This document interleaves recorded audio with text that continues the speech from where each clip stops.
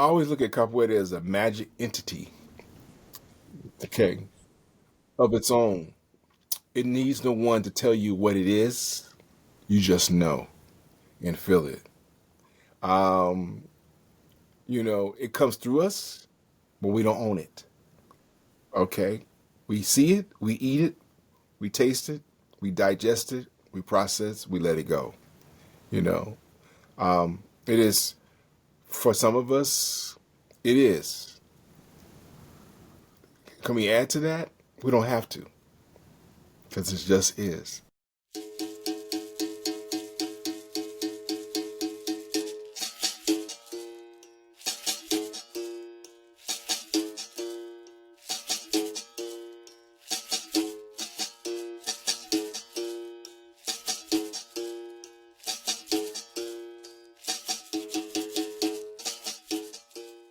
Hello, everyone. Welcome back to the Reflections on Capoeira podcast. Today, our guest is Mestre Themba. Mestre Themba is very special to us here in the United States, here in the Bay Area, particularly for us African Americans. I'm going to let Mestre tell his story, but he's an elder for sure in Capoeira in general, but particularly for us here in the United States. He played a pivotal role for bringing Capoeira de Angola here in the United States, establishing the first Capoeira de Angola school. So this is a very special opportunity here for me to have this interview and have this conversation with Mestre Themba, but for you, the audience, as well, to learn from someone who's dedicated a lot of their life to Capoeira. And again, just want to remind you all that the purpose of this podcast is to pick the brain somewhat of the elders, to sit at the feet of our elders and learn from their stories, their life of experience, not just in the world of capoeira, but in life in general. I think that that's really crucial and important. That's the beautiful thing about capoeira and the world of capoeira. We do tend to respect the elders and listen to the elders, and hopefully that aspect of capoeira can spread out in the world where we actually listen to the elders and try to learn and glean from their life experiences and the knowledge and wisdom that they've acquired over a long life of experience. So without further ado, I just want to welcome Mestre Themba here and say that this is the floor is yours to share your thoughts and wisdom with us. Yeah. Hey, good afternoon, Broderick.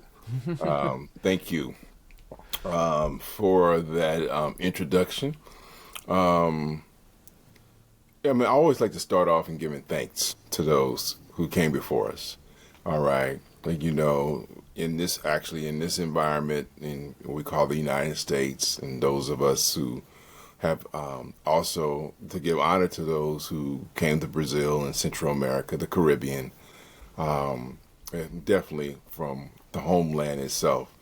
And we're here at this moment because of their sacrifice, right? Their sacrifice, but also their importance to be remembered for what they did and how they contribute in those times that they lived in.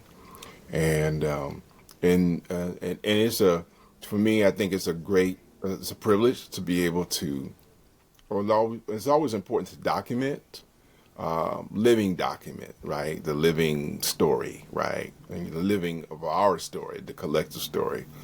So it's always an honor to be able to do that.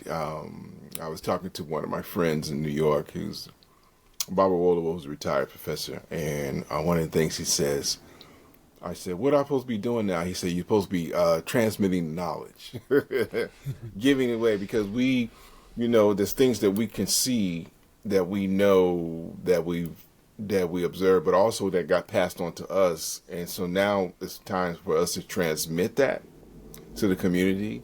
Books are great, but the living testament is even greater, So this is, so for me, it's, one of the things he says that when we get to a certain stage of our life, we need to transmit the knowledge to the next generation or two, right? Put things in perspective. And also, as Dr. Ace here you said, redundancy is not necessary. If I did the primary research, then you put the next layer of research or the next layer of Capoeira Angola, right? What do you see, in terms of what has happened? Um, I like to go back to one of the things you said about being one of the kind of like pioneers. I put that in quotation marks, a Capoeira Angola. And the reason why I do that is because there were other sisters and brothers who actually kind of laid the ground for us, you and I as well, to be in this moment, this opportunity, right? And that they had did the work, right? So, in honor of some of those who already made their transition, Catherine Dunham is one of those women who was conscious about who she was as a black woman in the United States, but also as a well-known anthropologist and choreographer. That her works, her body is her works, and her political stance in Brazil during the time that she was going there, and the time that we wasn't even born yet, right? Mm-hmm. And she's going there and doing all this stuff and documenting, right? What was going on from a living storyteller. So I want to give honor to her in terms of one of our ancestors, but the elders of the time, who's before some of the elders that we know now. That they are elders, but she's an elder, right? Mm-hmm. And she's in the ancestral realm. And the blessing is that she kind of set some things in motion, right? I kind of take some of the things that she embodied, and I wanted to carry that, because she came from a standpoint is that you got to support your community, and that's everywhere. She supported the Caribbean, right? So when you have something, when we heard Logia, which is that also people of Congo, Angola descent, who create that, and so she had that in a documentation that she did, had it filmed, and it's in black and white. It's great.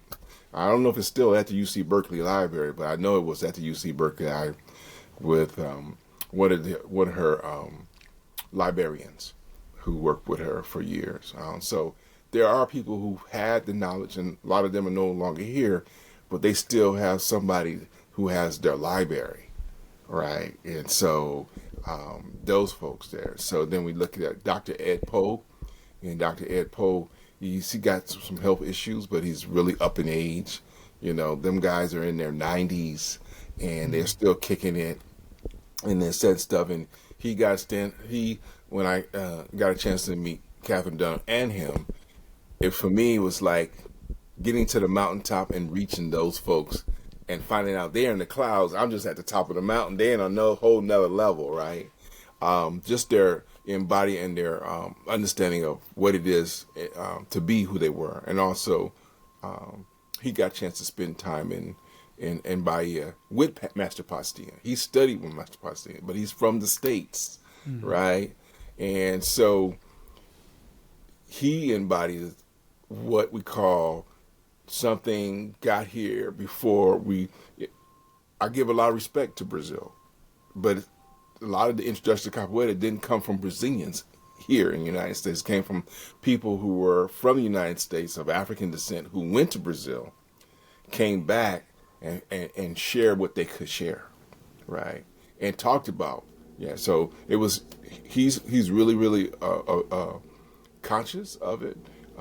And also researchers speaks several languages, so nothing gets past him. Doesn't matter where you're at in the world. And so he was one of the earlier folks who actually brought the physical part of Capoeira Angola. And there was always some writing or some storytelling about it, but someone who actually had went to Bahia and studied with Master Pastinha.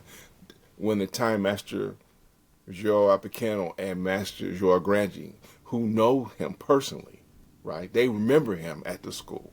So it's like, these are witnesses. And I got a chance to hear the witnesses talk about Professor Ed Poe, right? And so we standing on them guys' shoulders. Mm-hmm. We didn't even talk about Master Benedito, right?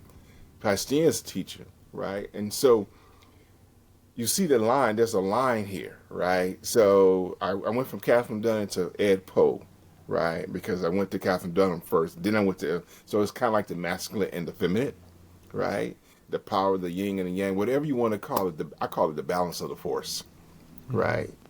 And they embody that. And then you have someone who was the witness of that. And then when you think about it, and it's interesting, I have some files, and I was looking at some files I had out a while back, and I'm looking through the files, and I forgot about it. Like, I'm looking through that, and it has this thing with Master Benedetto in it. And then Pastine's right here. And then I remember Pastine talking about my master was an African who taught me that, right? From Angola. He's not from Brazil. And so, and then I hear the same thing when I was reading Master Bemba's stuff way back in the early 80s. I'm reading his material, and he said his master, right? Benchinho, right? He's an African who taught me capoeira. He's not a Brazilian, right? And not no knock on Brazil, but we know at a certain time before Brazil got its independence, it was still under Portugal, right? So there wasn't really Brazilian government per se until 1888, right? And so and recently I had this conversation like the Africans who came from some of the regions to Brazil never really lost connections to the homeland, right? Because they kind of know who they are. They knew they were from, the later ones came from Nigeria, but they also knew that. It's the same here. Like, people don't realize, like, people say Africans don't know.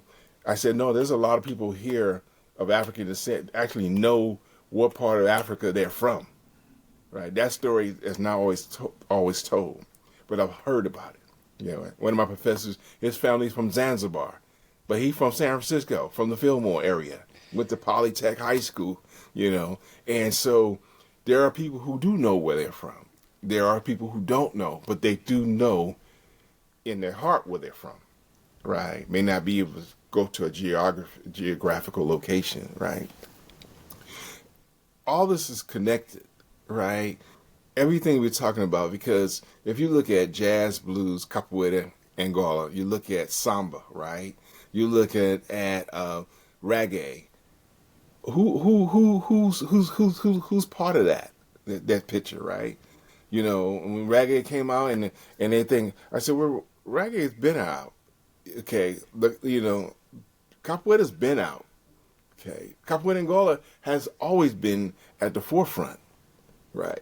But we come in and we get these, the culture and the society starts to evolve, right? I put that in quotation marks because I don't know how much, I haven't seen a lot of evolution because racism is still alive and it's still cracking. And all of us in our different parts of the world, specifically people of African descent, and like specifically capoeira, jazz, blues, banjo playing, reggae music, and all of us still always look to Africa, right? And we know that's the source, all right? And so when I began to read the different stories, and I got a chance to hear the maestros speak, and I got a chance to hear those professors who got a chance to visit Brazil or the Caribbean and kind of get their observations, right, and their understanding of it. It was crucial, like, how can we utilize Capoeira Angola as a healing art, as a tool of resistance, right?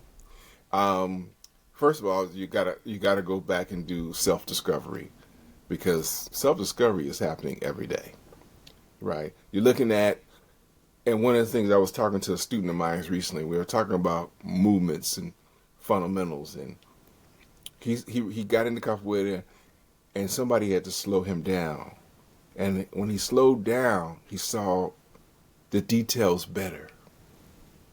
When he saw the details better, he began to understand, like, it's not just the obvious, but it's the stuff that get into the obvious, right? Because then you get into, like he said, placing your hand in the right place when you're doing the naked chief on the floor. Where's your body position?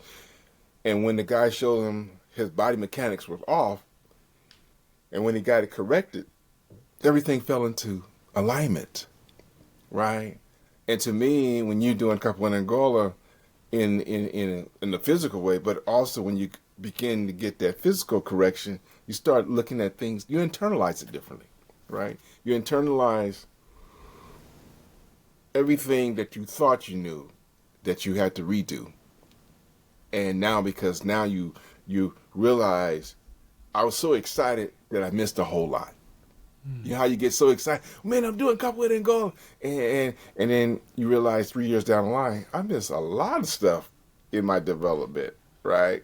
I didn't take my time. I didn't go over stuff methodically, right?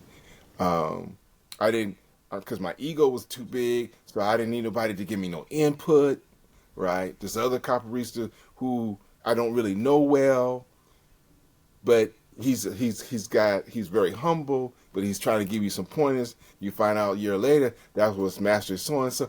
Oh, I didn't know that was. You never know who you're talking to. Who's trying to drop knowledge to you, but they see something in you that you don't see. That they can see that you can go other places, and because they're humble, you looked at humble as a kind of weakness. You know, because there's some parts in our time when in capoeira we got this a lot of we can be arrogant. We want to do this. I could do this move naturally, and okay, you do this naturally, but what else can you do? Right, right. So because as we know as athletes, and a lot of people in capoeira, even in Brazil, some of them are great soccer players. Some of them are great, swimmers, right? Just like here, we know we got some great athletes in capoeira, and specifically Capoeira de Angola, who have a sense of what it takes to build one's foundation. The foundation in art. Mestre Acordeon says, Abed said, the ABCs of Capoeira de Angola, right? The book is somewhere around here. But it's one of those things where he said, the ABCs, you got to learn the ABCs before you start putting words together. Right, because if you're sure about the each letter, then it's easier to organize how you want to have the word, right? And and with that, those things that set things in motion, and for us to be here, was slavery, right? It was an act of atrocity against a people, against their will. There's collaborators on both sides, right, to the nonsense, and some of them had actually acknowledged that and asking for forgiveness, okay, for what they did to contribute to that, what my village did versus taking this advantage of this other small village, right, because I didn't like them, because I wanted their area. Whatever the issue was, it was wrong, right? And so, accountability, right? And for the action, we forgive, but not forget. Because if you forget, then you lose a sense of where you're from, right? You can get lost. And so, by us doing Capoeira de Angola, we're reminding people of the legacy. Okay? I love Capoeira Contemporânea. I love Capoeira Regional. Okay? And I separate it because the people who are Capoeira Regionalistas, not necessarily Capoeira Contemporâneos, right? Because we're talking about Bemba's lineage. We talk about Pastina's lineage. We might talk about Valdemar, Master Valdemar lineage, right? We know all the Angoletos, even though they might have different schools and have different names, but they all knew, those old masters, they knew the value of that. And some of them also had African teachers, right, who taught them capoeira. It wasn't just Pastinha, and it wasn't just Master Bemba. Those other masteries that we know of also, right? And the people who came up the same time as Master Pastinha. Because Bemba and Pastinha are kind of in the same generation, but not really, right? Because there's a 10 to 12 year difference in age. So if you're 24 and Bemba's 10 or 12, your perspective on capoeira is going to be different. Not to say his insight is not valuable, but you're closer to a certain personality, energy, a vibration of the time, frequency, right? Pastinha frequency is collected from his environment. Bemba's his environment. Mestre Valdemar is from Ilha de Maré, right? And we know Ilha de Maré is where the Africans landed who escaped slavery, right? So we didn't even, sometimes we don't talk about it. We talk about it in the Capoeira song, Mare, Mare. I said, no, why? We're singing that song. Why we sing the old song? Because the old songs have something to tell you about what was going on, but how it was going on, and what did we do about it? No, we wasn't going to just stay on the ship. We jumped off and swam to the island, okay? We did that all over, right? The Maroon societies, Quilombos, Maroon, Quilombos, Maroon. Oh, Quilombo Maroon, right? Same thing.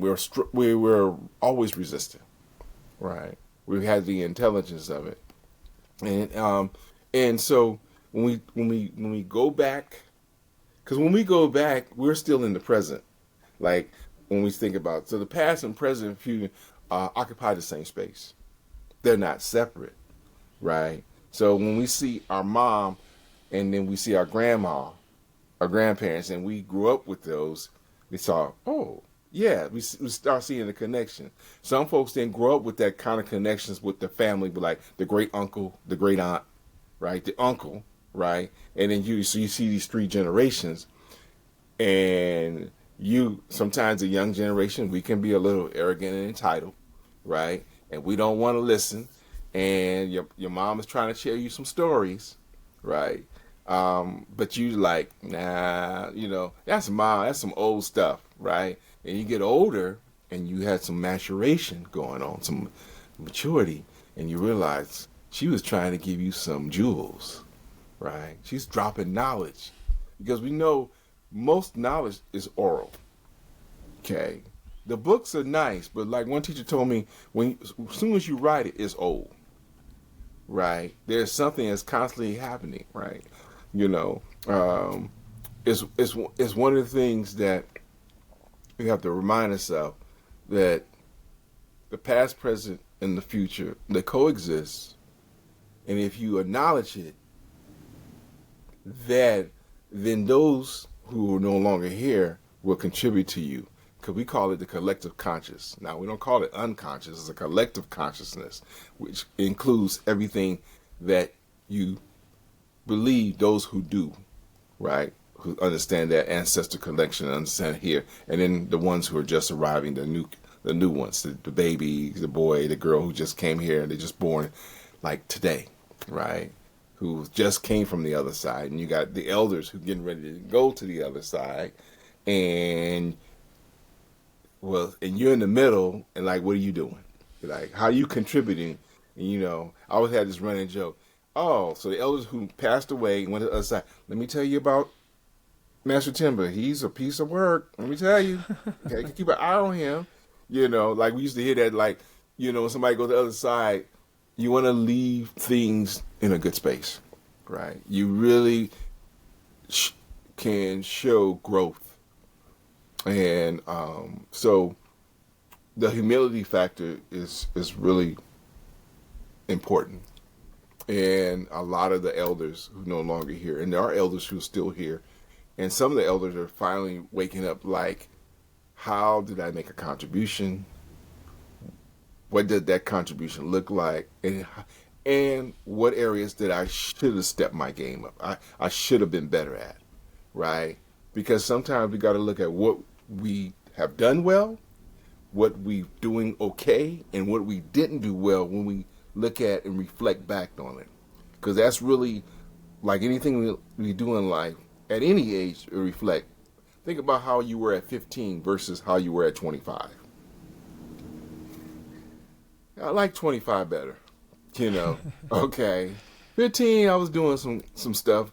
I got some issues. I remember being 15 and I got into trouble, right? That was, I think that was my last year I got in trouble. I realized that is not something positive. I mean, it was positive in the sense that it pushed me into the direction that I'm going into, right? To do things that contribute to my purpose of, like, why are you here and what do you need to do to get out of the nonsense you did when you know there are greater things ahead of you? Because everybody keeps saying you have a gift, you have a purpose. You know, we all heard that from somebody. Boy, get yourself and straighten up. Straighten up and fly right. I'm flying crooked right now. No, we need you to fly right. You flying, yeah, right. And so we've had teachers on the way. We had older, maybe brother, sister, or older brother, sister, like people in our community that sees what we can do and how we can contribute. And so that's important. But I'm also going to lay back, like, some of the things that I picked up in Capoeira de Angola specifically was things that I saw growing up as a kid. Yeah, my parents from the deep South. You know, my dad is from Louisiana. My mom's from Mississippi. You know, my grandfather, my dad's father is from Jamaica. Okay, but he's in Louisiana. Yeah, my grandmother, my dad's mom, she's from Papua New Guinea. She meets him in Louisiana, and my great grandmother. So they come like. And one person asked me, well, how did they get from Papua New Guinea? I said, by ship. It's the 19th century. Okay, by ship, right? I mean, you know, planes wasn't a thing at the particular time. So, so what I did, it's things that I saw from my mom and my dad in my community, like the Manjinga, the Malicia, you know, is how we used to have the word, smooth talker. Okay. You know, smooth talker was like, yeah, you know, like, hey, you know, if you give me the 30, I'll put 10 on your 30 next week. You know, I'll get it back. You know I'm good for it, Joey. You know I'm good. Right. Yeah, you don't see it. Right. I know. You don't even see him because your money's supposed to come back the next week. Right. It's the same, like, those symbols also that we used to hear about in Capoeira de Angola, the Malicia, Malindragem, right? The creating through communication or just what we call pantomiming, right? Mm-hmm. You know, Dr. Fukiawa said the glyphs. You know, we doing glyphs when we call them Shimala. He said that's a glyph, right? And I was like, oh yeah. Before they wrote down hieroglyphics, we are the glyphs, right? Mm. We call it Shimala. We do it like this, and your mama had a hand on her waist, like, oh yeah, we know, yeah. Read the signs, boy. You're in trouble, okay? You didn't clean up the room, and you didn't wash the dishes before you went out to play. Yeah, and she's looking at you with that, you know, or your father looking at you like a stare that you don't even exist. Mm-hmm. And that's just, you know, that no words, right? In Capoeira, when we play Capoeira, to me, it's like that. It's like there is a communication that's nonverbal, intuitive, and spiritual, and ancestral all at the same time. Mm-hmm. You go to the hall sometimes, and you're not feeling it, right? You're playing well, but you're not feeling it. Like you're going through the mechanics of it, right? Okay, and then you go in, you kind of feel it. Then you have to feel like, okay, why I'm not feeling? Oh, I'm not in the right spot. The right spot could be the right spot, the physical place that you're going to go harder, or you're not in the right spot inside of you, mm-hmm. right? Because you got to bring you to that. And if you want to create rightness within yourself, right? The audience is kind of there, but they're kind of like the witness, right? But you're there with this other person that's having an exchange that could be, and every exchange is some changes, some are life changes, right? You go into the harder and you're going out the door of your house. To me, it's like the harder. You leave the doorway, like the doorway to the mouth of the harder, you know, to play in the game. You go out your front door and you go out and you stand out there and you're waiting for it to be told to go into the harder. And the spirit said, you know when to go. You're here. You can wait for the spirit, the master, to tell you to go play, but you're supposed to know when sometimes it may not be good to go leave your house. Might we need to back up. Like, you don't always you come to the mouth of the hall, you come to the doorway of your house, doesn't mean you have to leave. Because if you feel something that's not right, you might want to stay home today. Okay. It's like going to the hall and you feel something is not right. And the spirit might be saying, you should get on the bateria. Don't go play. Okay, it's something that's whatever's going on energetically. We don't need you to play today. But did you listen? Okay, because there's the listening within yourself, the communication and listening, the dialogue you have in yourself. It's not everybody at the hall who's playing the instruments who say, hey, man, we really want to see you play today. How come you didn't play today? And you say, hey, you know what? Today wasn't my day, but I did play on the bidding bow. I did sing. I did play the pandero. Or I just came to watch. I did play.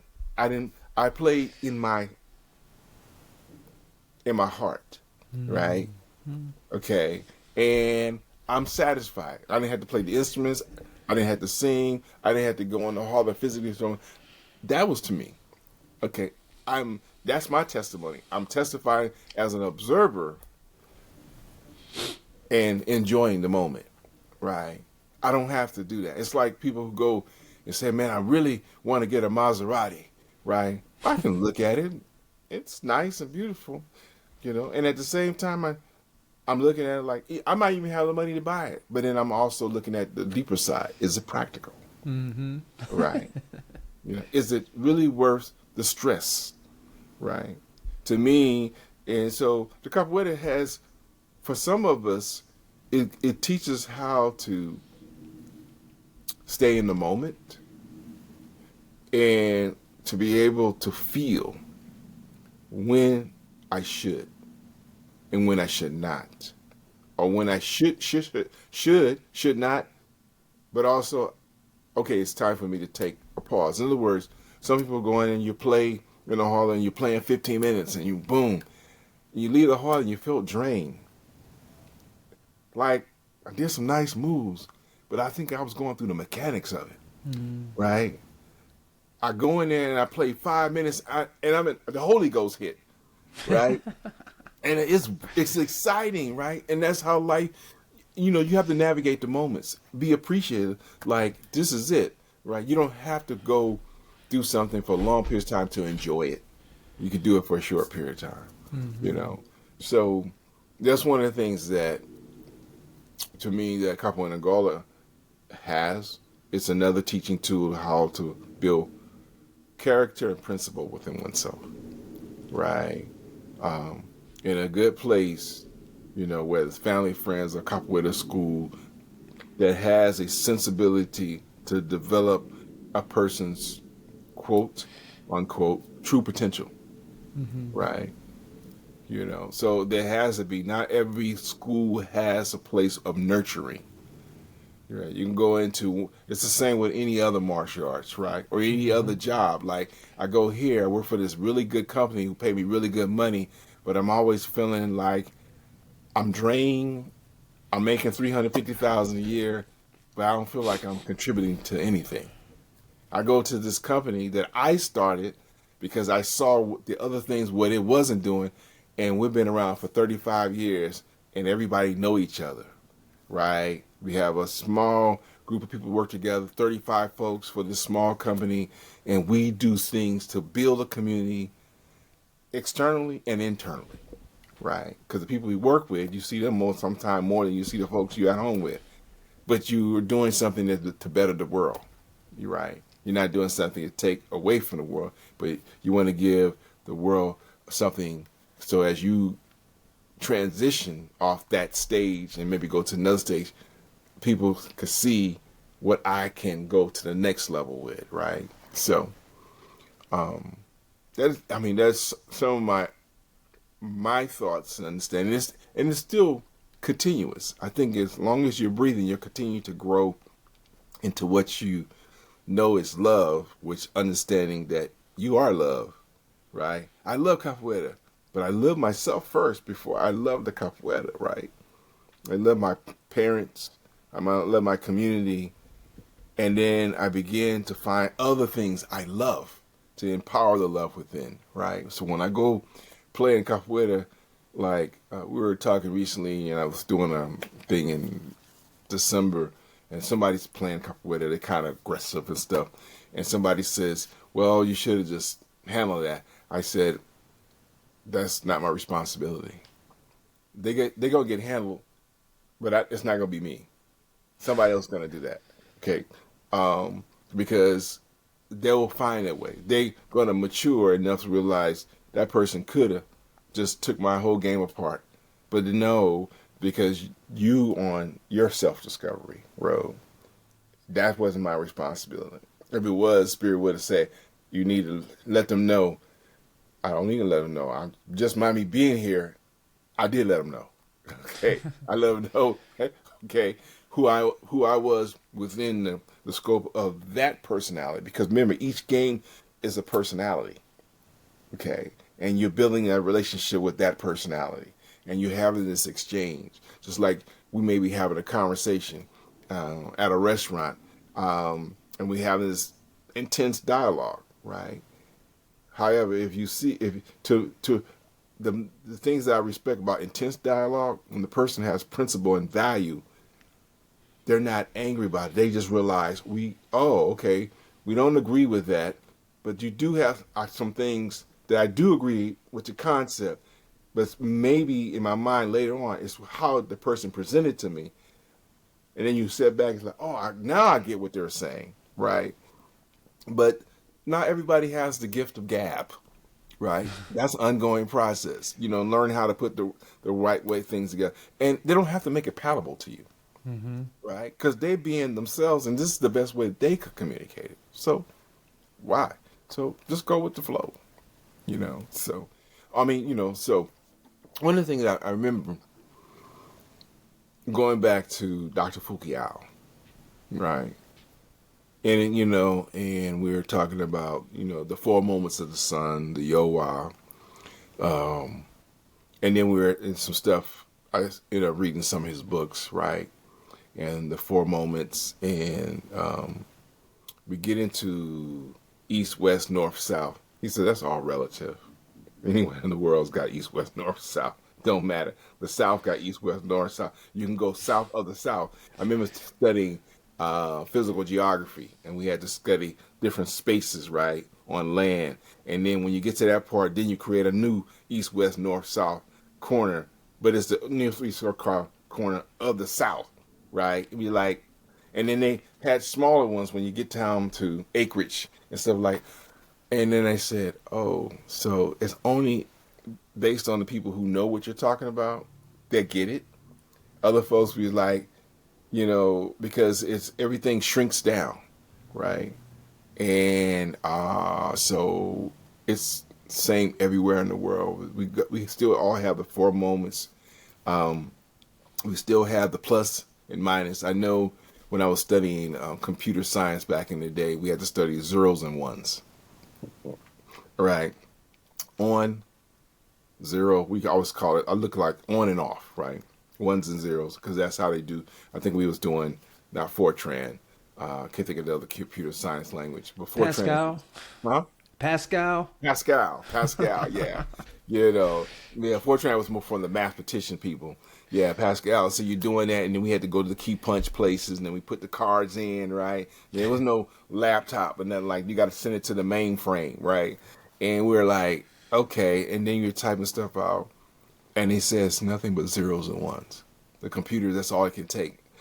And I started understanding, like, left, right, male, female, right?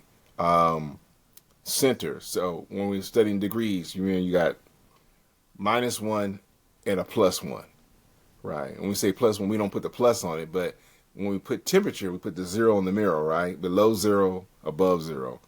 But he said 0 is a number. And I said, because you're not conditioned that 0 is a number, but 0 is a number. It is actually the first number. Okay, it's kind of like the number of neutrality. Right? So to me, sometimes when I think of Shimada, I always think of it as 0. Okay, reset, but don't know if you're going to go left, right, up, down, bottom, east, west, north, south, or central. Right? It's now you start getting to a little bit of the not only the images, but you get into the philosophy and what is that word that people use? Is it alchemy? But it's when you start getting to a spiritual aspect of it, right? And then we start, okay, because I was hear stuff that, and it's tied into like Fukuyama and some of the masters would say stuff to me, like, oh, this is deeper than physicality. This is the physicality is just it's kind of like the calling card. Hey, Mm-hmm. I could do a macaco. Okay, yeah, yeah, yeah. No, we need you. That okay? We need you to go inside. And when you go inside, eventually you're going to go outside. I mean, or they occupy the same, right? Inside, there's it's relative. Okay, Mm-hmm. when we say Jogo the Gen, Jogo the Four, and then I started looking at over time. I said I always knew about Jogo Denja. Okay, not only because I play soccer and I play basketball, I play games. Okay, we play high go and see, right? And I'm thinking about the games we played as kids, right? And then I think about the games that I started to discover with capoeira, right? But the thing about capoeira de Angola is that we start getting into the philosophical aspect of it, right? And that's what I love about Pashtun and some of the other masters through their songs and through their writings was they said it's deeper than that. Yeah, we do the moves because to remind people that a connection to where it came from, right? And we keep doing it even in 2025 because people have amnesia now, right? Collective amnesia. Like, no one's wanting to acknowledge the Africans who sacrificed, who gave us a spiritual philosophy about the art of Capoeira Angola, the art of freedom. And now, that's the sad part because there's capoeira is global, right? Angola has gone to a lot of places, right? And in the world, but who's embodying what it's authentic part of it? Who's embodying that? Who embodied?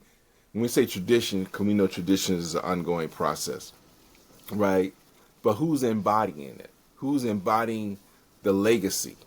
Like, who's actually continuing to live, to become, not become, is the living truth of it. Because when you're the living truth of it, you are acknowledging who you are. And sometimes, I met some really interesting people. I met some people who are not of African ancestry, but they embody it. All right. And there's not a lot of people that I can say that, but some of the people I've met, some of them from Mexico, like, I got it. Right? Other folks I met from other parts of the world, no, I got it. I understood the freedom and the right to choose, to try the revolutionary component of it. Right? I embodied it. I'm not want to just, what do you call it, create a hybrid. Okay? And, that was then. I'm like, no, it's now. What's then is now. And you want to say, to me, that's an atrocity. It seems like anything that's related to Africa, it's always been told it has no value until they create value for it.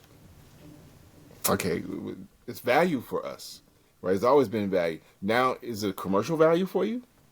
Okay, because you could make some shoes and you can sell billion balls all over the world.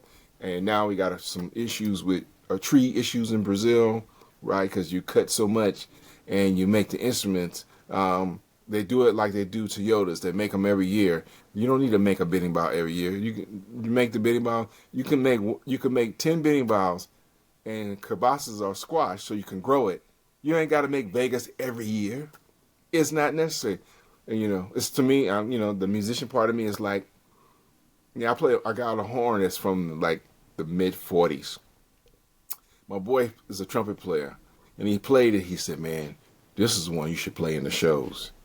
Because when we started talking about it, he said, because when they made it with heart and soul, right? And when you like have a heart and soul, the ashe still comes through, the vibration still comes. You don't have to keep making it, make one. This is better than the other one. No, the any kind of instrument is just the microphone, right? You are the vehicle, right? You the vehicle, right? You can change how you think things through you by putting in the time to develop you. So what's transmitted through the bidding bow comes out. But however, you got to put the work in. Mm-hmm. You have to be consistency. It's the key. All right. It's not about fast or slow. It's about balance. Okay. Can you endure? Right.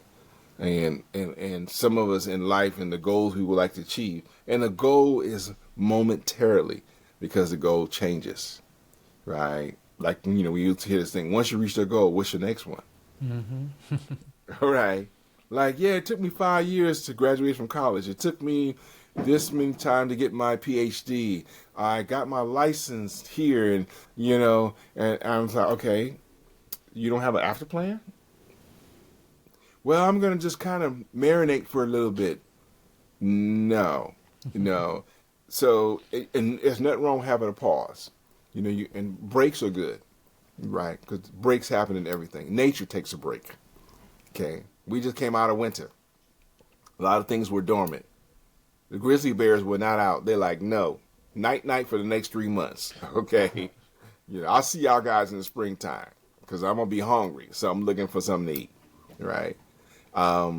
We as human beings, sometimes we don't slow down. Right. And actually we should be slowing stuff down, and the reason why we should be slowing stuff down, if you're following life patterns, the seasons, you change, right? It's the same thing when you're playing in the harbor. You see some stuff come in, you observe some stuff at the harbor. Yeah, let me just play Otterbach.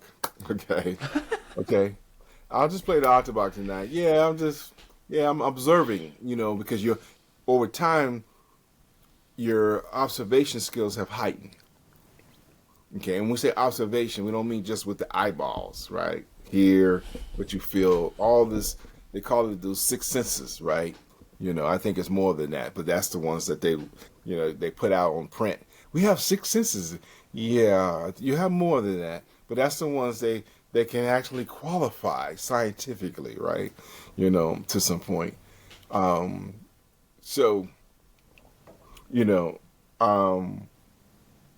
think that your observation skills you enhance, but that only comes through work. You also have to have an environment. You have to have an environment of people who also feel that way, that you can observe. Like, he paid attention to his intuition, right? Mm-hmm. He didn't go down that wrong street. We all went down that street. He said, "Man, I ain't going that way." Okay. You knew not to play that guy in the harbor, right? You knew about it. He got a reputation. He got 20 notches on his belt. Okay, you're 21. Like, well, I got something to prove. I'm no. You ain't got nothing to prove. It's like walking away. People say, he said something to me. I had to come back to him. Everybody want to stand their ground. No, I ain't standing no ground. Ground moves, right? Okay. And so you got to keep it moving. That's really important. All right. Thank you for all of that. I think that was awesome introduction here to remind us that, there was so much in there that I think we can explore. Mm-hmm. But I think a big takeaway, one out of the many, is to remember where this comes from, to acknowledge our ancestors, even for us here in the United States, not just people who actively participated in capoeira and built schools and things of that nature, but people who went to Brazil and learned about what capoeira was, its African roots, and really extending our understanding, our sensitivity to those who come before us, and acknowledge all of those ancestors, not just, again, those who we tend to forget that, not just those who are built schools and stuff like that. I think it's important to acknowledge those people who inspired many of us to participate in capoeira and open our eyes up to capoeira as scholars, historians, or just people who are interested in the African diaspora, for instance, who encouraged us to go out and seek this beautiful art form that we all play. So I want to see, can we tease out some of the other things that you brought up in this discussion? But I want to ask this question about how you started capoeira, when you started capoeira, what made you stay in capoeira. That would be, I think that's very interesting. I want to know personally, but I think it would be great, interesting for the rest of the community out there to know. You started capoeira in the '80s. What was that? How did that happen, and what made you stay? Well, it's interesting. If I go back and roll the clocks back, okay, we're going back to the future. No, I would say the road was like, I started with my parents, right? The trickster attitude that I saw growing up in the neighborhood. To me, it started as a kid, just playing games, having fun, being trickster, taking people's shoestrings, tying them on each other, pushing guys over somebody else's back, right, on the ground. They don't see you there, right? All the things that embody the what kind of like set the groundwork for me, the interest in capoeira, right? One of the things that got me really kind of started on that road, but didn't know I was on that road, right? When I saw Black Orpheus, right? I think I saw it came out in 58, 59. I think I saw it in 63, 64, right? And, it takes place in Brazil, takes place in Rio. And, of course, they're talking about the Orishas, and they're talking about spirit world, right? And, of course, the guy ended up fighting, and it's the capoeira scenes in it, right? And so I see the capoeira and them guys are playing, and I'm looking at this, I'm like, okay, so I'm a young guy watching this, I'm amazed, all right? And then I started seeing the series Green Hornet came out around about the same time, about 65. Green Hornet came out, 65, 66, where they have Bruce Lee in it. He plays Kato. So it's a martial arts thing. So I'm intrigued about martial arts anyway, right? And at that particular point, I hadn't took a martial art class. I think my brothers took judo class, right? And I was more of the basketball, track and field, and then played soccer. So it's kind of like into sports, very and physical. And at the same time, I would see that kind of trickster mentality of the jokester in my neighborhood with the older generation, the younger generation, and the people in the kind of like middle age, right? And how people would talk and how they would have that, what's it called, that the way that they walk was like so cool, right? So I'm like, yeah, those things lay some groundwork, right? The way that my dad carried himself remind me of those persons who were very humble, but would knock you out. Like, you would never know my father could fight, right? He's like chill dude, right? Uh-huh. But he would shift gears. I wasn't always around when my other brothers was around when my dad shift gears, and they said it was quick in a hurry, right? Knockout punch, that's it. Okay, none of that running around because in real fighting, nobody fights for 5 minutes. No. Okay. Nobody fights him. Even the capoeiristas I've heard, it's like, I had to cut him. Okay. And because we're on the streets, we're not at a holler, right? We're in a hall of life, and so we have to, move according to the situation, right? So I was interested in martial arts. And, I was always interested in people jumping and flying through the air. So as I was playing through sports and I had been watching martial arts, the next time I saw something was in 70, I think.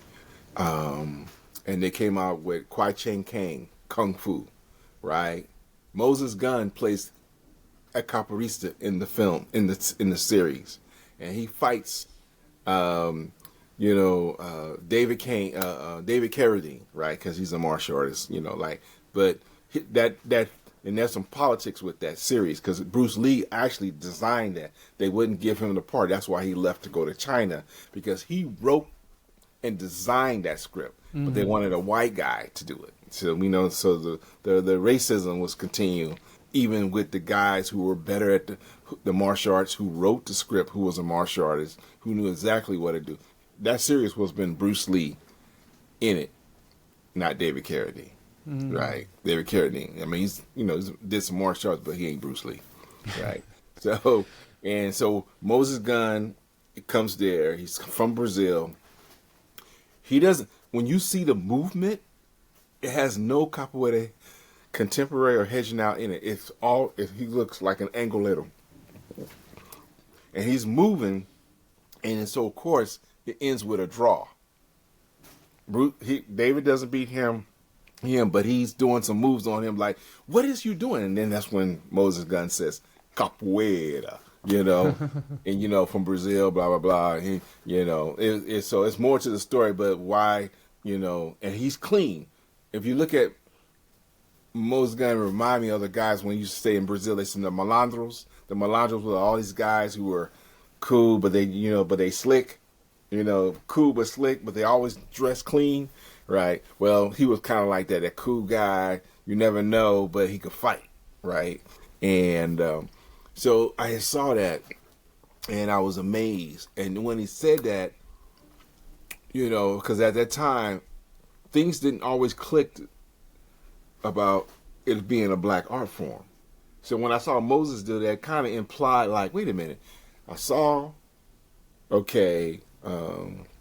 the movie back in the day, right?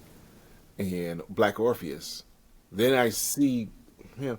And so both scenes is black guys doing capoeira, right? I was thinking like, and don't look like any Asian art form at all. So it already is inside, right? I'm already taking, you know how your mind captures it? It captured that, right? And I said, oh my God, this is nice, right? And then you go on with your life. You go ahead and you go to college. You play sports. You have a daughter. And it's coming into the late 70s, right? And I go back to college, right? I go back to college in the late 70s to the school that I ended up graduating from, and somebody says something about some art form. He's teaching at a community center. And I'm taking a class. He's in the class. He's I'm over there, but he doesn't tell me. He doesn't really tell me he's teaching the class, right? He just says, it's a class. It's a black art form. So that perked my attention. Of course, I'm coming out of the '60s, so the Black Panther Party. It's Malcolm. It's King. Is what's his name out of Mississippi, right? Medgar Evers. And so I'm like, okay. So I go there. So I get to the thing. Is in Western Addition community. So it's really like 3 blocks from my mom's house. So I lived in Oakland, but the capoeira class was over there in the Fillmore district, right? It's a classic old black neighborhood from way back in the day. So I go to the center and I see the guy and, you the guy invited me to the thing. So I goes there and I'm looking at, and in that class is 1, 2, 3, maybe 4 people. There's a lady in there. There's a guy, the Mexican guy. He's from the Mission District, kind of, but he's younger, right? And there's another guy who I didn't know at the time, which was Kenny Pitts, right? And then Johnny Moore was the guy who was teaching the class. So I go in there. It's a class. I think the class was at 4 o'clock, from 4 to 5:30 or 4 to 6. So I go into class, and I hadn't done a handstand since elementary school. I'm a grown man. I'm a grown man, right? Okay. I can tell you about doing bench pressing. I can do some curls and, squats and stuff like that. But I ain't done no handstands since I was a little guy. We used to do handstands against the wall in elementary school just for the fun of it, right? Mm-hmm. We stand there and hold as long as we could before you start shaking, right? And he teaches the class, and there was like I think two moves I couldn't get right. It was doing the Auhole, and I think I can't remember the other one. I want to say Chapelle de Cordoue, but it may not have been that. But it was the movements that was kind of I wasn't familiar with it. My body wasn't familiar, you know. So we trained the class. I finished, and I felt good until I woke up the next morning when I couldn't move. Right? I'm in shape. I'm running whatever 4 or 5 miles a day. I'm stretching. I'm hurt. I'm like everything is locked. My back, my legs. Most people would quit. That hurt. And I've been in good condition. I've been in conditions when I was competing in my sports, right? Then I had to get in shape, but I also knew how to get there, right? I knew the process.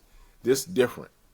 Right, right. It ain't like you can go run some laps and get your arms back in together. You got to do other stuff to get the arms because your arms is not used to doing stuff like that, right? Your legs, you're not used to being low. Yeah, I played a little bit of football. I've been low, but not that low, right? Like all the way to the floor, kind of low, right? So, so I saw that, and I was excited, and I came back for more.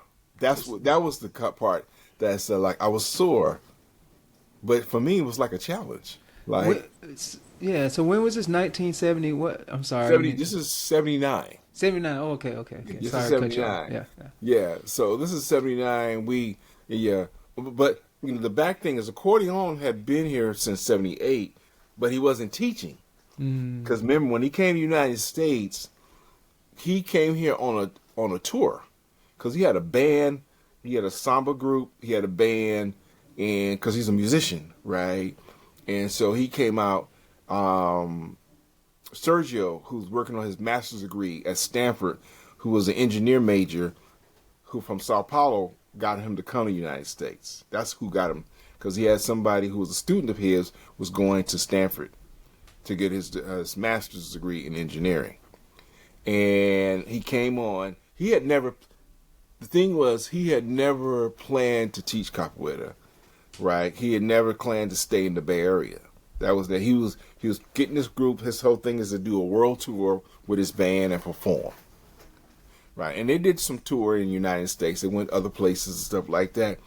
And at that time, Accordeon, if anybody you see some of his old pictures, the dude had a giant pot belly. Right, I mean he Santa Claus and him could have been twins. Right, because he had the beard. Right, and then he had the big belly. Right. But he had gotten away from capoeira,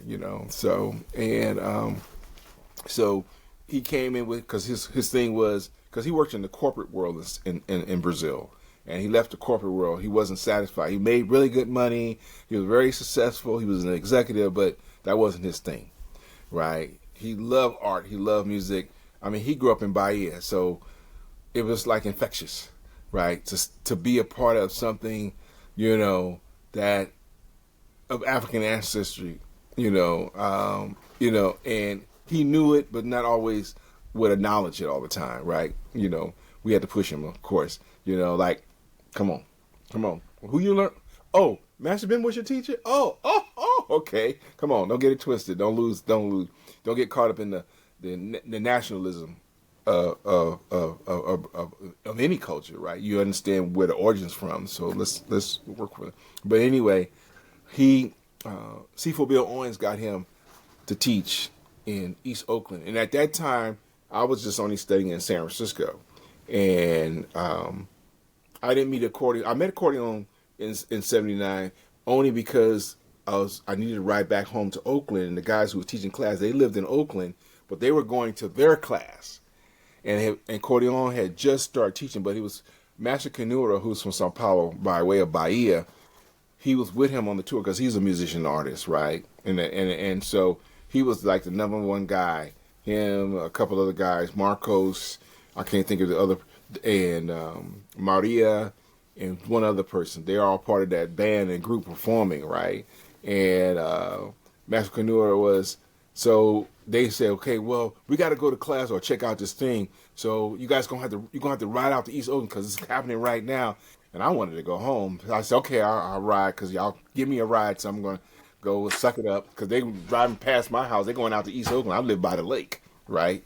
And so I go and I get there, and this, Alda Costco's is there, which is Sifu Bill's Orange Students, right?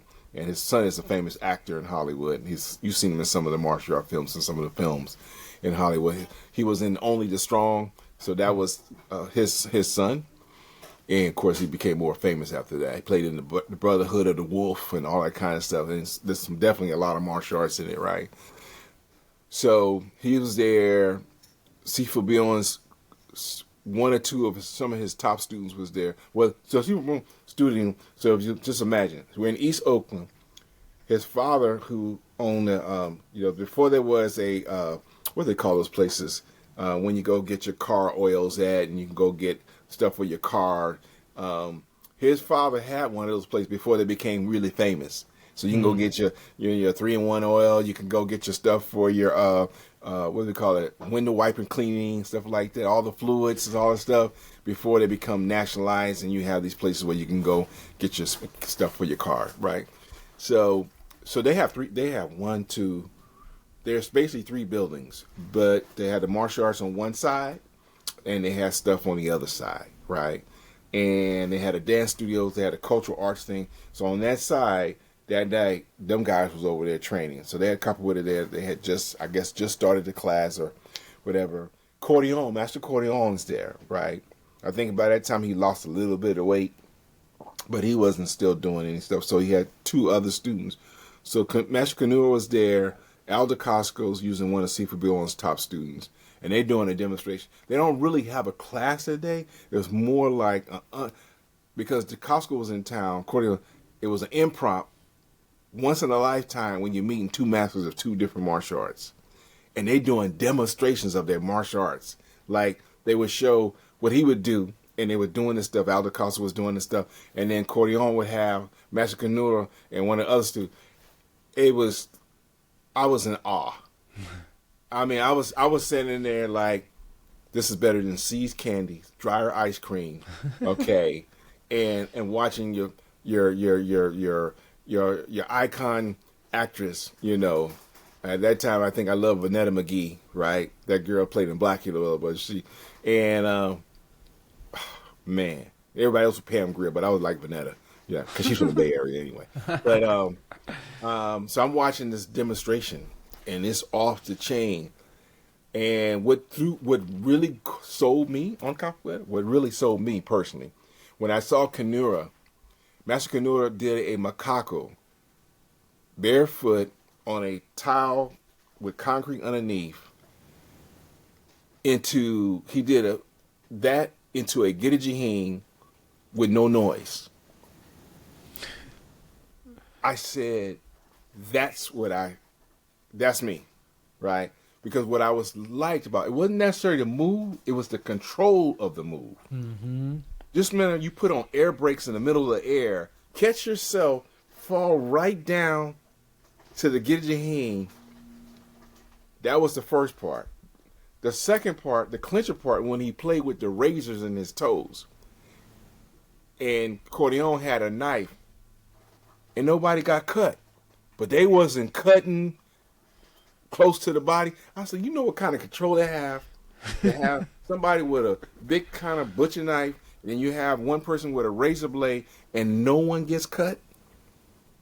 I mean, and you're in cutting distance, like getting a shave kind of cut. And I'm looking at this, I'm like, those 2 things sold me on capoeira, right?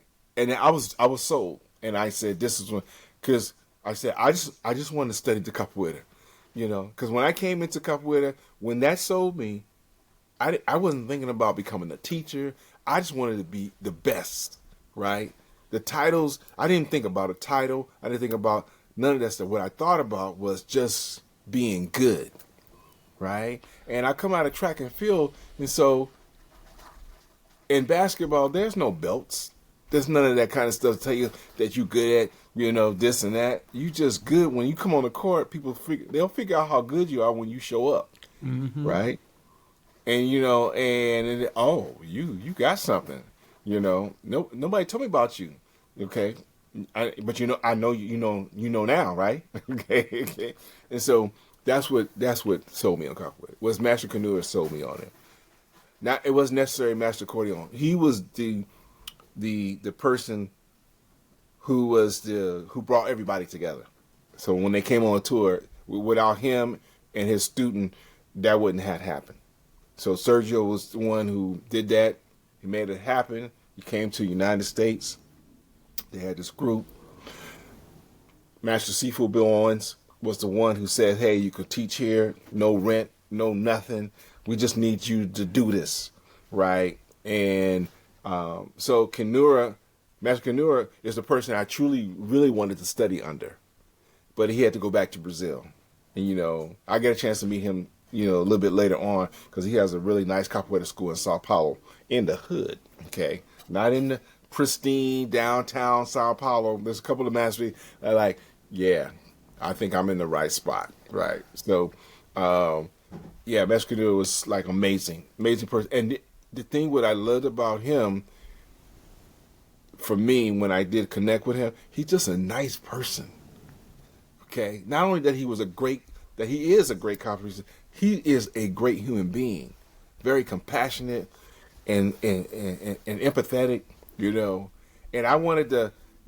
I was thinking about if I ever have a school, I wanted to do because they have a house. His school's in a house. They gutted out the inside of the house and made it into a school. It's a home, but it turned it out and it's a capoeira school. It's all wooden floors and stuff. It was like nobody business. So that's the person who was my inspiration, right? And then of course, I'm reading articles. There was articles, black belt articles that came out in the late '60s, and then some people start showing, send me some stuff from the '40s that Ebony wrote on capoeira. But they didn't call it capoeira, but they call it the black jiu-jitsu, some kind of crazy name that didn't make no sense. You want to give it an age name? Why don't you just ask the people in Brazil what it's called, please, instead of you just making up a name and put it on the magazine. That's not credibility there, buddy. Yeah, you're doing too much, right? That was my inspiration, my motivation, my drive. Titles, none of that stuff mattered to me. I was never really into titles. I mean, it's a nice accolade that our teachers want to give to us, but life will give you what you need, right? And so my journey started at that time. And from that day forward, because I was an activist, that I was a conscious person, who grew up in the 50s and 60s, and absorbed a lot of the stuff in the 60s. That made me make decisions about like what I would do to educate. My thing was always to educate, and teaching was a byproduct, right? But my thing was to educate. And in the arena, I could educate the truth, and I continue to study. Like I would talk to people in Brazil, right? And they, some people would give me more information. Like sometimes the information came from a wide variety of sources, not just from Mestres. It could be. I don't know. I can't remember one of the sisters in Rio. She was a spiritual mother, daughter, and she was a famous priestess, right? And we went to her place. She had a big place. She's well known in Rio, right? And so when she passed away, somebody told me, she passed away. I met her daughter. Went to the spiritual house. One of my students back in the day. We go and we meet her. So I'm meeting people that when I'm not on. So there's like. When we went to Brazil, there were like tours and there was collective stuff. Then my first wife was alive. There were things I would do outside of that. I didn't stick to the script. This was my first rodeo out the country. My first time to Brazil, but I had been out the country. So I already know I got to go to the people. Right. And, some things happen where it wasn't good for me from a school standpoint, but I didn't really care because I needed to meet the people in the community. Met activists actually seek me out at my hotel. I didn't even know so and so. They come back like, oh, but what do you? They knew me before I knew them because my face was in the newspaper in Sao Paulo. I didn't realize that paper went all over Brazil, and I'm in the page. I'm on the second page, so I got it here somewhere, and I'm because Mestre Acordeon had hookup because he knew a lot of people. He knew people that worked in the newspaper, right? And so they take a picture of me at the thing, and I think this is the day before I go to the Capoeira tournament, right? Because I competed in the tournament. It was the first international United States versus Brazil. And, of course, I didn't care too much for that. I was like, okay, that's a lot of hype. Okay, okay. And but one of the things that came there, and so when I got to Bahia, and we were at the hotel, my first wife was alive at the time, and this other guy, activist, and he passed away about maybe 5 to 7 years ago, about 7 years ago, way before COVID. And they had told me he had made his transition and stuff. Nice guys. He was one of two. Yeah, he was one of three black Brazilians I met who was like 6'4", 6'5". Of course, Ganji was the other one. He was 6'6", 6'7", looked like a defensive tackle. He was doing patafunzis in the air, right? This dude, he had to be at least 270 at 6'6", probably 6'7". They say 6. He looked taller than 6'6". I'm 6'1", and I played against some ball players. I knew some guys who had some height, right? Football, basketball. I was like, nah, he huge, right? So I got a chance to interact with people outside of the Harlem. So every place we went to, we was at the Harlem, but the real knowledge came outside of the Harlem. Or they saw me play a game, they would pull me to the side and show me 2 or 3 moves. I think you'll like this. So I was like a smorgasbord. I had movements like, they gave me this movement, the patafunzi movement, the hand spin movement. They showing me, this is my first, 3-4 days in Brazil, and I'm just getting spoon fed. I'm thinking like, we got other people, we ain't caring about them. We want you, right? And at the time, you don't really realize people gravitated towards you, right? Some of the Mestre Acordeon, I have a couple of books, and he wrote, and he pulled me to the side. Great capoeirista. Acordeon, there's some people that you just like, and they have a great reputation, good attitude. That first trip to Brazil just let you know they recognize African culture. They recognize blackness. Yeah, we speak in Portuguese, and I was speaking the best Portuguese I had studied up until that point. And I didn't realize, I knew it intuitively, but they're like, it's nice to see that you attempting to communicate on your own with us, right? And then when I did pronounce a word right, or they would give me another word that say some of the language, I only had so much of a vocabulary, right? And they would help me to expand my vocabulary. This is another word to say the same word, but it's a little bit more detailed. And they would give me the word, and they would repeat it, whatever. I was like, man, they had a lot of, and we, at the time, I didn't know there was a black movement in Brazil in the 1980s. It was during the black movement period that we came. And I didn't realize it was the black, because, I'm on the outside, not keeping up what's going on a political level.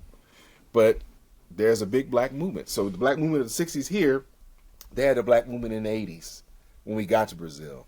And so anybody that had a consciousness of being black, or, at least attempt to be at that time, because, some people, they were doing it, but it was only temporary, right? Yeah. I just happen to be the phenotype that you like, okay? Right. But I don't really believe some of the stuff that these other guys are doing, right?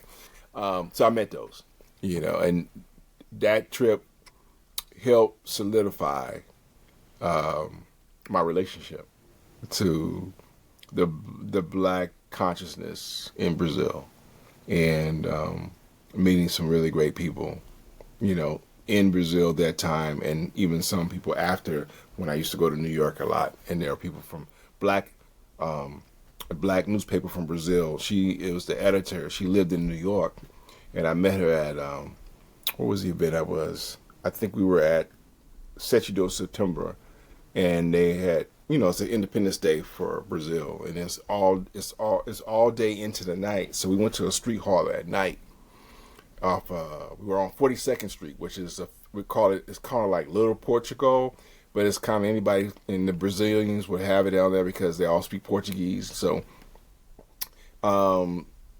she was the editor, and she wrote a paper, It was an activist paper. She gave me a copy of it. I was like, y'all, no joke.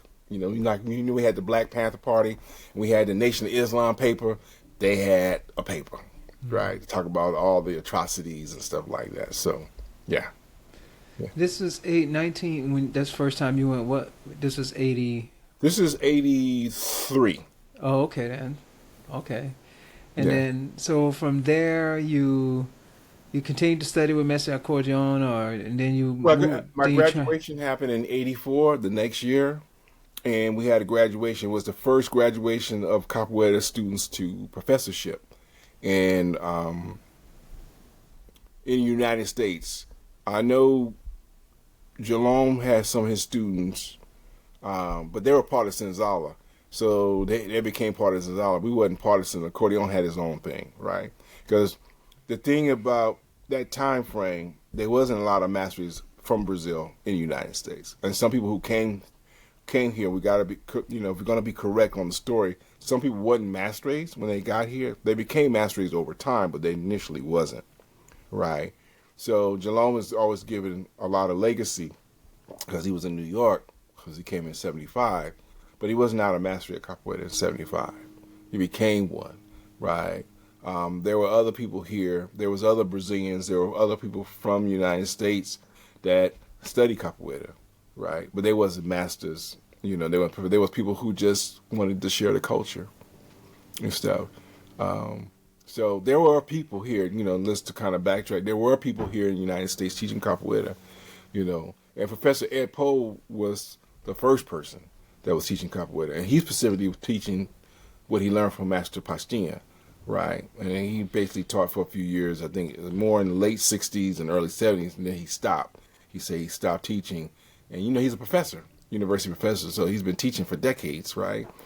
And he's traveling all the world doing stuff. I think it's linguistics and anthropology. I can't remember the other areas of interest that he had, but those things around, and then you get Jerome to come, and then maybe 2 years later, I think Master Gato from Bahia, from Master Ogrange, Master Pequeno's generation, he came, and he was here. So he's the first Angoleto from Brazil who teach Capoeira Angola in the United States. But he stayed for a couple of years, and then he went back to Brazil, and he's probably more closer, because he's more Master Joe Pequeno's generation than Master Ogrange. Ogrange is still younger than them. People don't realize Master Pequeno and those guys were born before the 20s. And Master Ogrange was born, kind of like late 20s. Even though they gave him one thing, a lot of that generation were born, midwives, and so they put a birth date in. But a lot of folks are older. My mom was the same way. She was born home. Her birthdays are all. She was 4 years older, not younger. She said, "Baby, the midwife wrote something down, okay, but somebody else was witnesses. Then they remember what year she was born, right? So because you're born at home, and it happens all over the world. A lot of us were born at home, especially if you're born in the rural area. So that was a thing at the time. So there were people here, not all masters. People just was interested in capoeira. The guy Jerome, the guy who taught him capoeira in Seattle, was a merchant seaman. He was going back and forth to Brazil, showed us some capoeira. Jerome was naturally a musician, so picking up the beating ball was not a problem. He could just pick that up because he's a musician. He's playing percussions and stuff like that. So the people don't realize, we have some great artists in the United States. Long before they got the capoeira. The capoeira, some people were gymnasts, some people were dancers, some people were musicians, some people were a combination of all of those. So when the capoeira was told, it's like, oh, yeah. And now I'm learning how to fight. Right, I'm learning how to absorb and be a part of culture that I like. Right, so so it was organic for a lot of folks. It was a natural transition, because even when I talked to some of the guys who studied with Jerome in New York, those capoeiristas, I would say that the ones that I talked to, a lot of them were martial artists, and they were already in there. People got to understand just in general, because when capoeira got here, most of your students here, with the exception of maybe 2 or 3 people that I know of, they started capoeira in their 20s, 30s, and 40s. Some people started in their 50s, because there wasn't that present there, right? And so, and a lot of the guys that I met, they already had black belt in martial. They've been in martial arts for 20, 25 years. So to them, they wanted, and then like one person said, if I had a choice to study capoeira kung fu, I would study capoeira. But capoeira wasn't here, so I studied kung fu. Or I studied karate, I told jujitsu, I studied Shotokan, all the martial, and I met people and I saw them in the capoeira class, and some of them, they were great fighters, but they put their martial art outside so they could learn to absorb capoeira. They didn't, and their fight didn't go away, but they were conscious enough to know that if I want to learn this, I gotta put everything else I already know on hold and try to find that flow in that art, right? Mm-hmm. And I was really, I had a lot of respect for those men and women, the ones who came out of gymnastics and dance and just athletes just in general, and first timers like myself. I was an athlete, but I wasn't a martial artist, right? So to me, that was good, and a lot of us were older, got in capoeira. So so the ones who were younger, it was easier because their body wasn't if you wasn't karate, you didn't have that rigidity, right? If you took Tai Chi, it was a little bit easier, right? If you took dance, it was easier to move into the capoeira without some of your leftovers on how you move your body, because you can't just change that, right? Now, some people was able to morph into it easier because of the body type, style, the kind of arts that they did, right? Mm-hmm. So it makes a big difference, right? Awesome. Mm-hmm. And then you, how did you get into Capoeira de Angola? When did that happen? So, and then So when I went to Brazil, so backing on that, so in 81, I think in 1981, I was in New York. I was there for like 3 weeks. And Tim, one of Master Jalon's students, had shot some footage in Bahia. And they were showing it. It was on black and white, reel to reel. Okay, like reel to reel. I think it was 16 millimeter. And we were sitting there, and it was only like 4 of us at the house. I don't know if we were sitting there, and it was black and white, and we were watching the film. And we were watching the film, and in the film, they had Master Acordeon at the time, the young Acordeon. Okay. And another person, and they was playing the harda, and it was 1, 2, and it was a small harda, and they were playing the agogo, but they didn't play the agogo of the normal sound that I'm hearing. You know how you hear ting ting ting ting ting. They had this almost like a cowbell sound. Dum dum dum dum dum dum. It was a deep Otterbox sound and a deep agogo sound, and they're playing and the control of the movements and how they're moving through space. Yeah. So that was my first time I had seen it, was in 81. And I was in New York, and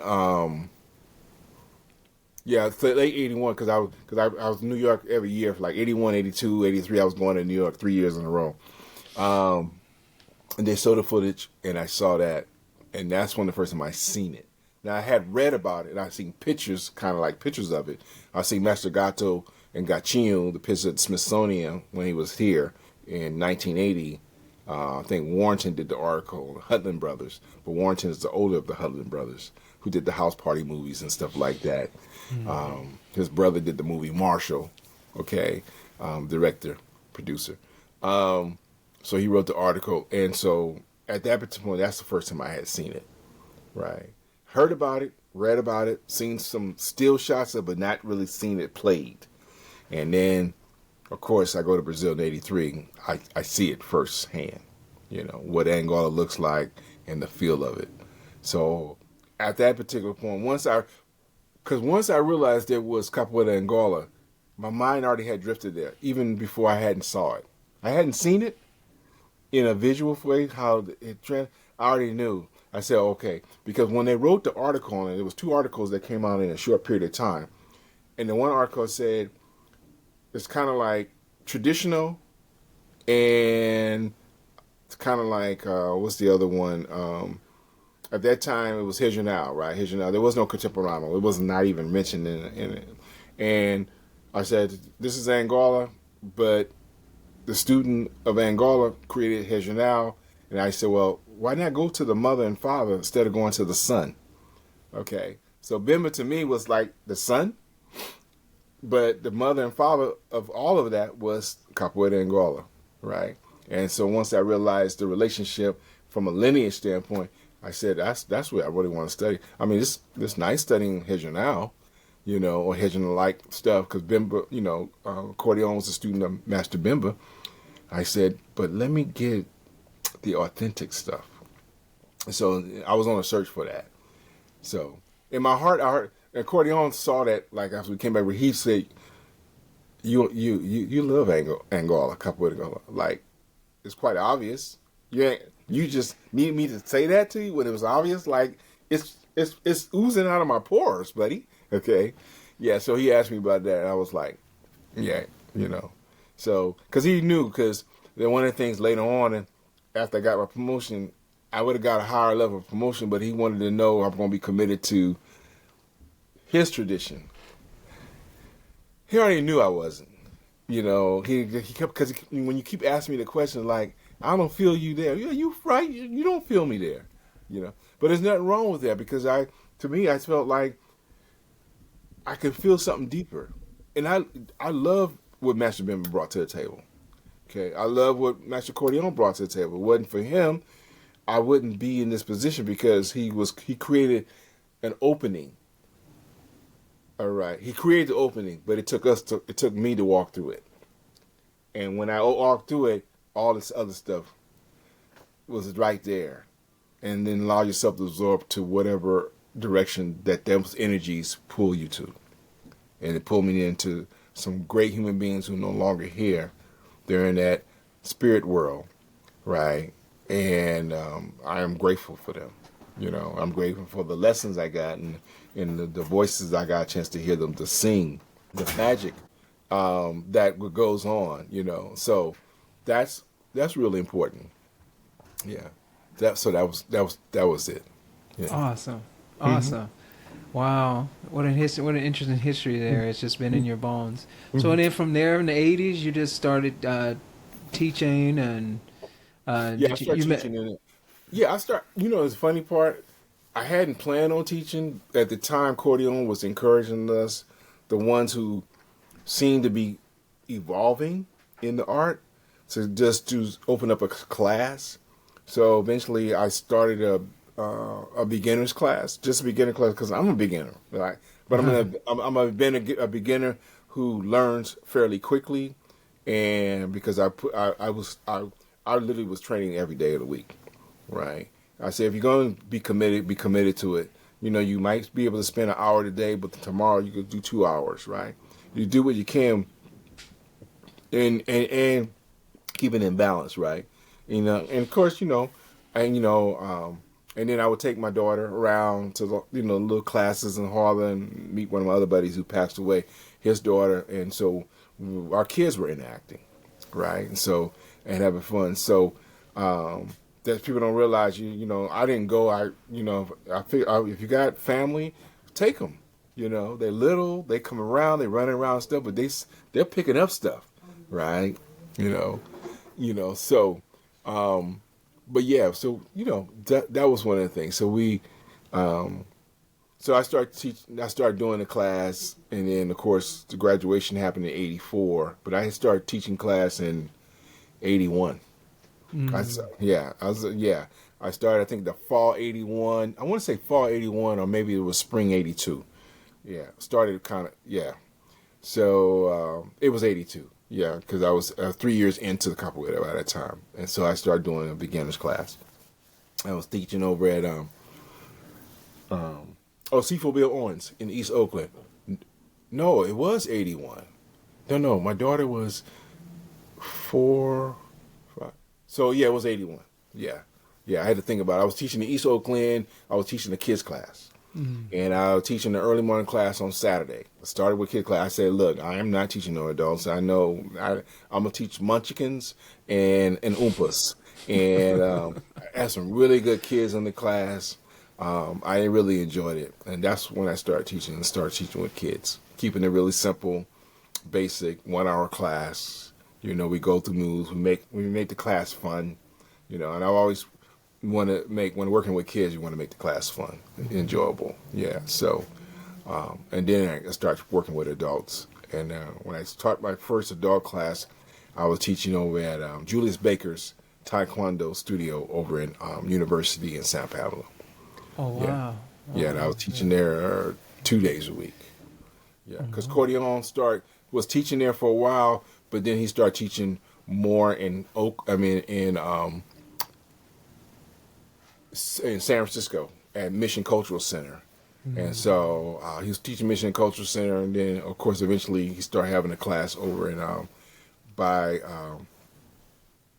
what was that? By the BART station, 40th BART station. He had a place off there near Martin Luther King and 40th.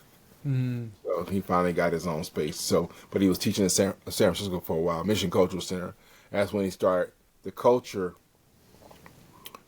People started showing up was a little different than when I came into Capoeira. Because when I came into Capoeira, there was Tony. He was from the Santa Cruz area. Okay, but it's a little bit past Santa Cruz. I can't think of the place, but it'll come back to me.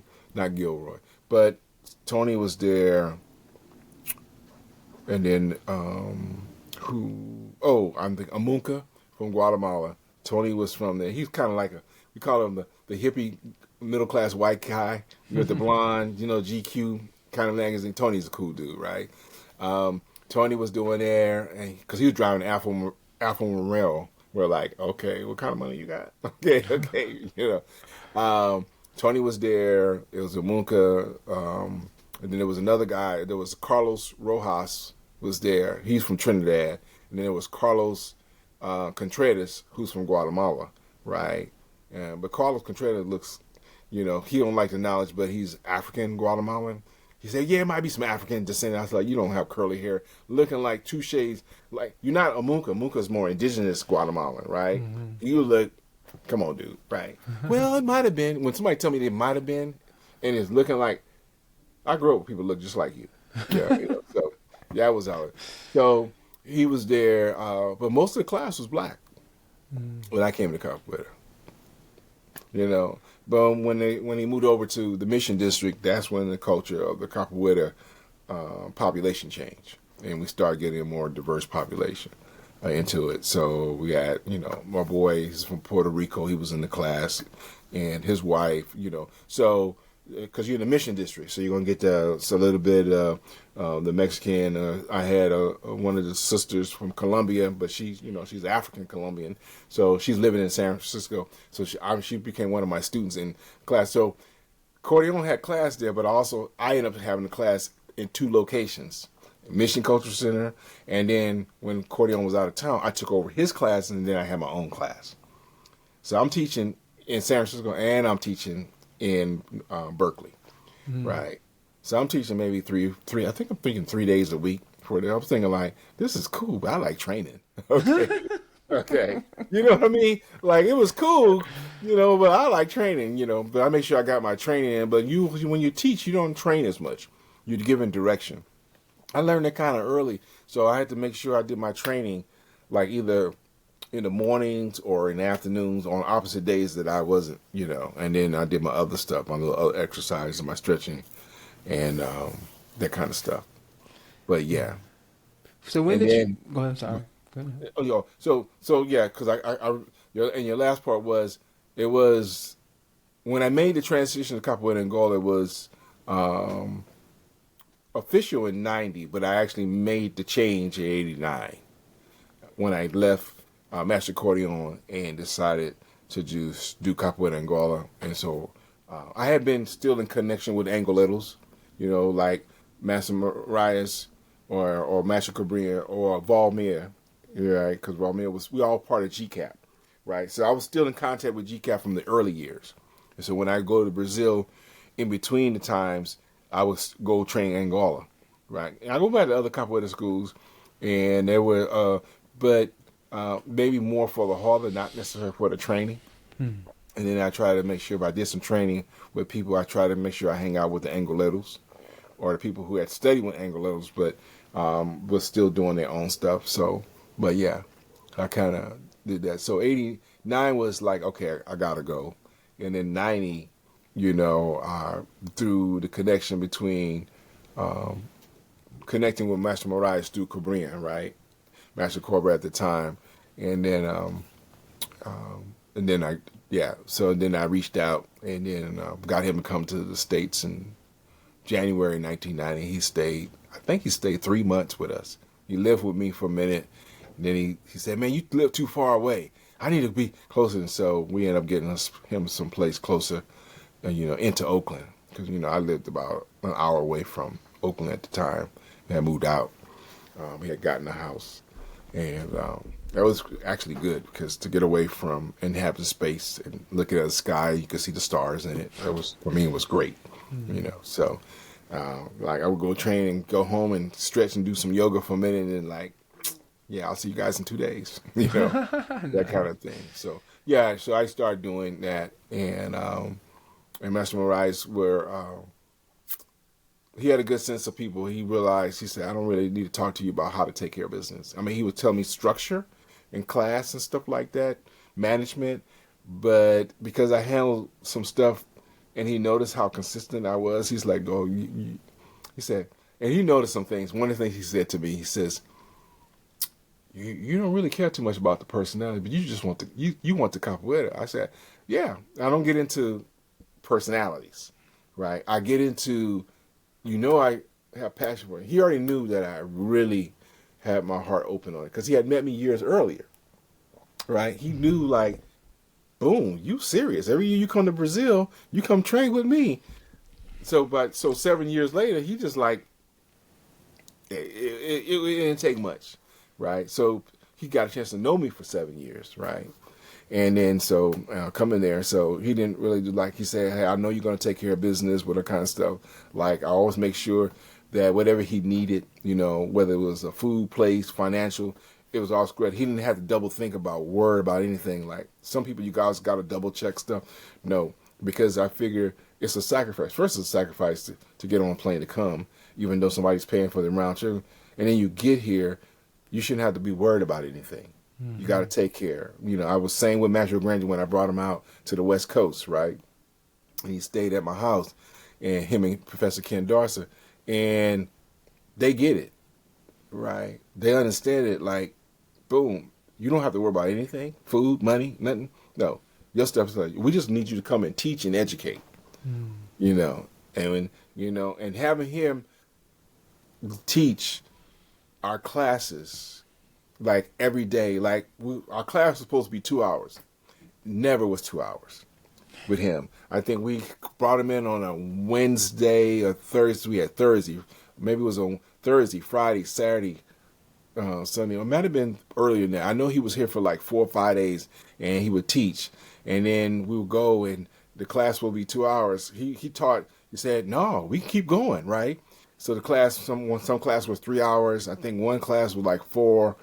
And we had this every day, and people, all my students came, right? Because he didn't open it to the public. I think we opened it to the public the last day, right? Is this Mestre João Grande or Mestre? Mestre Grande. Yeah, I thought so. Yeah. So we had brought him in, and so different times we would bring and stuff. Because Mestre Moraes always encouraged you to say, look, if you want to bring somebody else, since Mestre Grande lives in New York now, he's your reference, right? So we would bring him. Yeah. Awesome. So, and that's how the road got started to Capoeira Angola. That road there started and it's continuing. I love it. Just beautiful. Mm-hmm. I know we've been here at it for a little minute here, but I want to. I know you mentioned, especially in the beginning, but I do like to ask this question. I think you've said a lot about it, but. I want to see if you want to add a little bit more to it. So what is capoeira? What is it? What is it? You mentioned earlier that it's deeper than movement. You mentioned something about Mandinga, Malícia, Malandragem, So what is capoeira? I always look at capoeira as a magic entity, Right, I love it. okay, of its own. It needs no one to tell you what it is. Mm-hmm. You just know and feel it. Um, it comes through us, but we don't own it. Mm-hmm. Okay, we see it, we eat it, we taste it, we digest it, we process, we let it go. You know, it is for some of us. It is. Can we add to that? We don't have to, because it just is, and it's continued to be just is. And so, by us being here today, it is what it is. So I give thanks. That's the best way I can put it. I love it. Mm-hmm. I love it. I feel you on that. It's ineffable. You can't describe what it is. I like how you said it's a magic entity. I love it. It is magic to me. I love it. Yeah, because you mentioned all those other things before, but I think it's important for us, the younger students, to really hear how the older teachers and students of capoeira, how they view it, and just to remind us that this thing is, like you said, we don't own it. It's something beyond us. It's something magical that we get to taste in our lifetime. It's just amazing. We do. Yeah. So with that in mind, so what is anything? I know you mentioned a lot of this in the beginning as well, but what is your capoeira philosophy? What is your philosophy of capoeira? I don't have a philosophy. I just have that I exist, and as I exist to discover myself in this, it's a collective consciousness.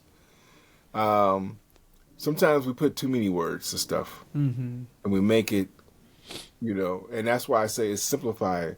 It's like the sunlight. I don't need to explain the sunlight, right? I don't need to explain the earth, because it is what it is, right? Okay, because we are earth. We embody the sunlight. We embody the water. We embody the air. All the stuff that we talk about, the four elements, we all embody it. It's how you take it in and how you digest it, right? And how it feeds you, right? In this physical manifestation, because like I used to tell my friend, we're here for a limited time only, brought to you by we know who. Okay. And so, and we will be, we'll one day have to rejoin that, right? Whatever the day is, because in my deepest level of consciousness, I don't look at time as a clock. I use it as a reference point for those people who need that.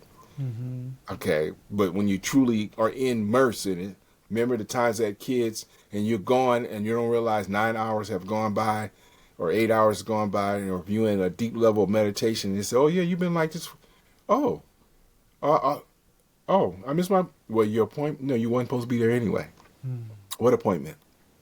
Okay. Because sometimes spirit has you to be still within yourself. Right. So now I because I think that if there's enough people who have to do that as a philosophy, have an idea, have a thought, we can go to them. You could use that as well, but even they were evolving, right?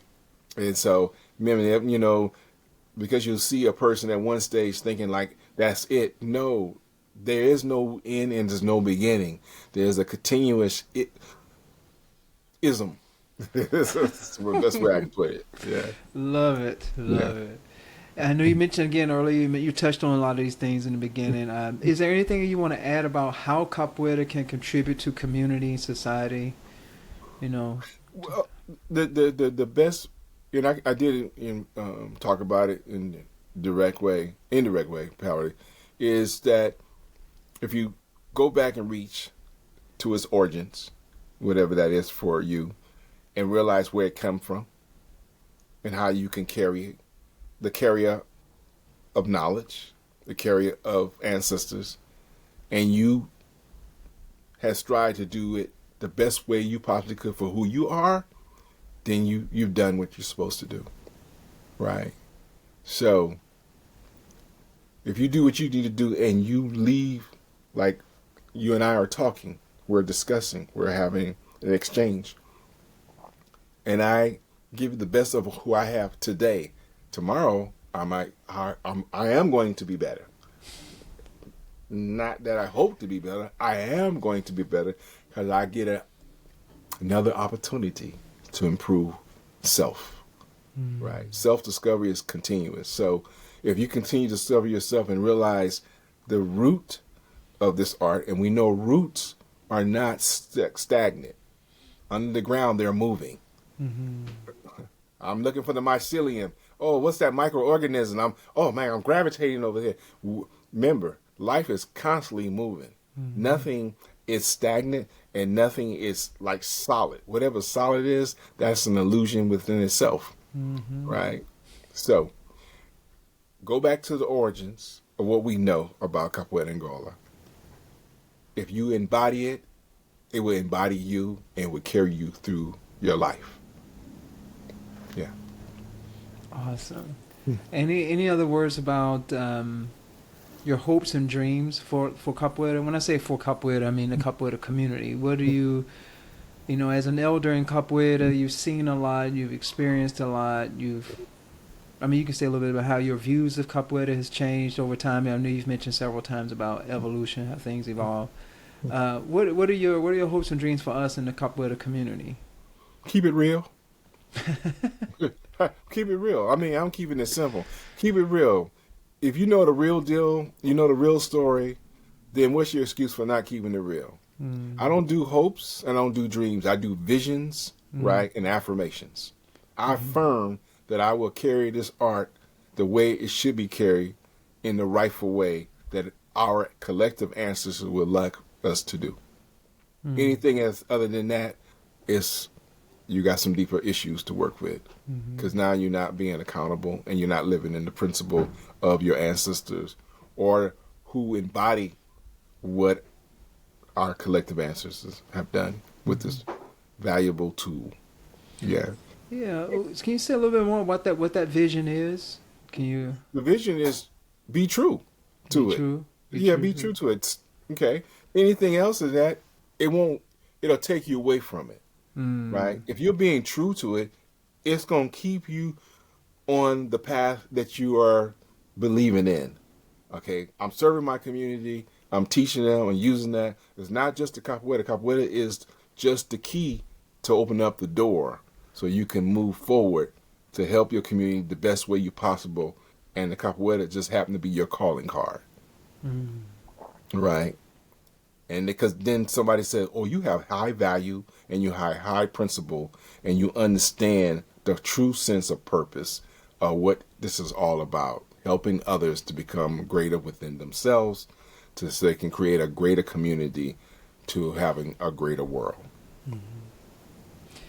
Yeah, I love how you are, it's almost like this is my word here, the mystical path in Capoeira, because you're staying true to it, and I guess when we dedicate ourselves to Capoeira, it teaches us. Like you said earlier, all the words that we try to put on it, it's not good enough.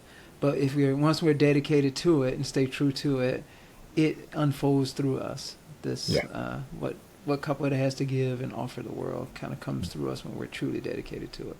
Yeah. Awesome. And so our final question is, you just mentioned a lot of that there, but what legacy would you like to leave to Capoeira? What is your message to the future generations? I know you just mentioned that some of that, but do you want to add to any of the things you said before? I don't know about legacy per se. I do like the term legacy. I would think being consistent at your word. Being consistent at the word and then and embody what you say you're going to do and you follow through. Because Capoeira de Angola is oral tradition. I'm going to be here. I'm going to do this. I'm going to help make a bidding bow. I'm going to help you to build your house. The beauty of it is that you create a community of people, not just in the classroom, in the world of the harder of the world, and that you're doing stuff together. The best things I've seen, and that's not just in Capoeira. Let's be clear. It's in like a lot of arts. They create families. and you create extended family. So if you're creating a family, an extended family, that is a community. And people of like-mindedness, that's who you want to work with. The world is changing very rapidly because due to technology, the world has changed. Not because, and technology is a distraction. It's an illusion in itself. It doesn't give you the opportunity to spend time to discover oneself. People are in a rush. Capoeira de Angola reminds us to slow your roll. In other words, slow your whole lay. Okay. All right. Take your time doing everything you do. Be meticulous. Be intentional. And at the end of the day, look at your work and you got to put closure on it until the next time. Right?